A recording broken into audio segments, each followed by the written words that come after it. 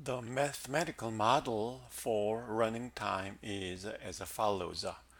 The total running time may be computed if we know the uh, execution time and the frequency of all operations. If we know execution time of each operation and then frequency of each and then sum of those is total running time.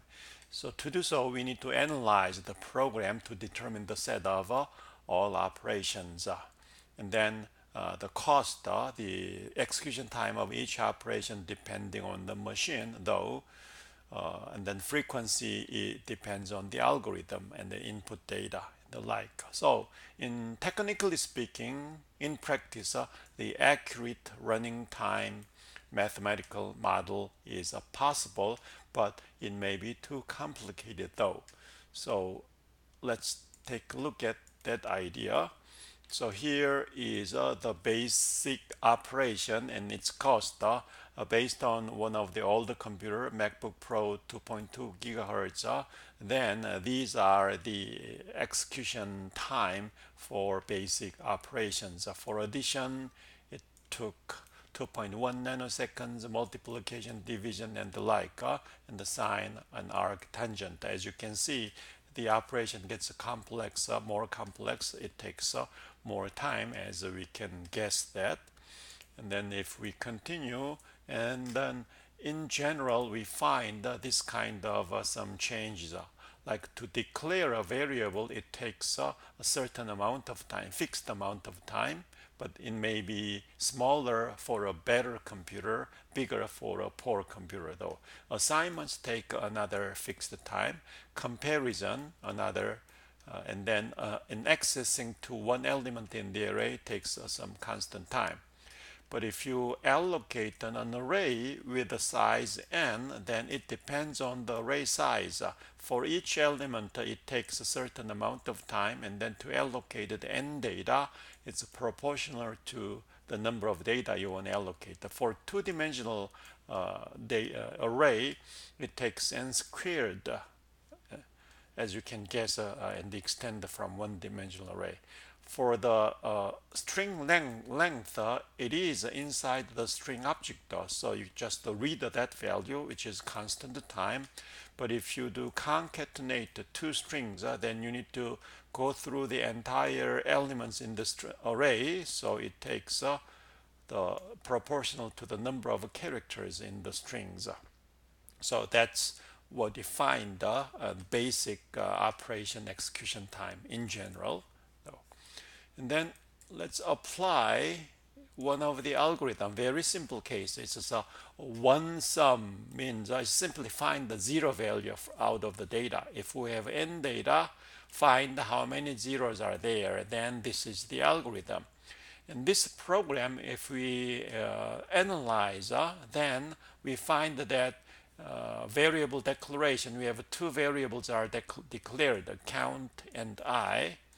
And then assignment, we have one assignment and then another assignment here. So we find two assignments. And the less than comparison is here. So it goes until becomes I becomes n. So it compares n plus 1 times. At that time, this becomes a false. And the equal to comparison, we do n times, and an array access, so we need to read the data from this array n times, and then increment based on whether the value is 0 or not. This one is operated up, but we do n times I increment, and then we may do if all the numbers are 0, we may do n times of a count increment. So it's in between n to 2n. So that's the number of increments there.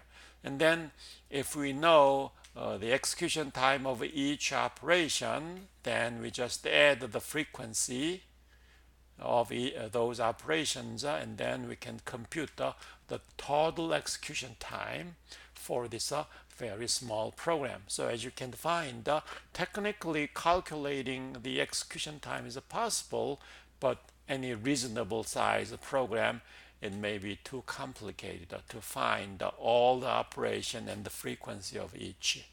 So we may not do by doing this way to find the running time though. But anyway, so let me show you another example, which is to sum, and then now it gets more complex to find the exact execution time. Here, to sum is a given set of data, and we want to find a pair of numbers of which sum is 0. So any combination of a pair, if it becomes 0, we want to find that. Then the program is like this. So we need a variable count, and then we need the variable I and j to the loop. So we have outer loop I 0 through n minus 1, and inner loop from I plus 1 go to n, and then for every pair of numbers we compare for zeros. Then how many operations, and then what's the frequency of each operation there. First, the variable declaration. We have declared the 3 variables, count, I, and j. And then assignment, we do assignment once, and then we assignment twice, and then we do assignment for j, which goes from I plus 1 through n. So we do assignment of this many.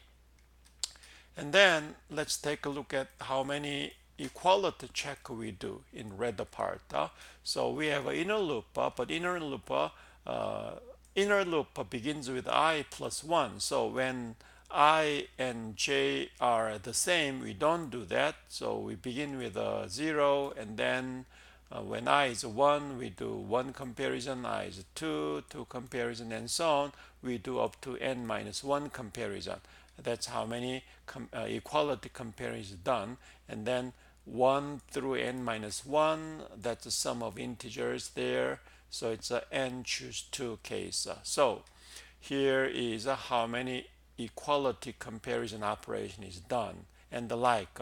So how many less than is done, we can compute and find out. That is then how many array x's are, x's to I, x to j, and we will do this many. And the increment, I increment, j increment, all together we may have this many. So as you can see, if we want to analyze the two-sum algorithm part only, so the computing the actual execution time becomes more and more complicated.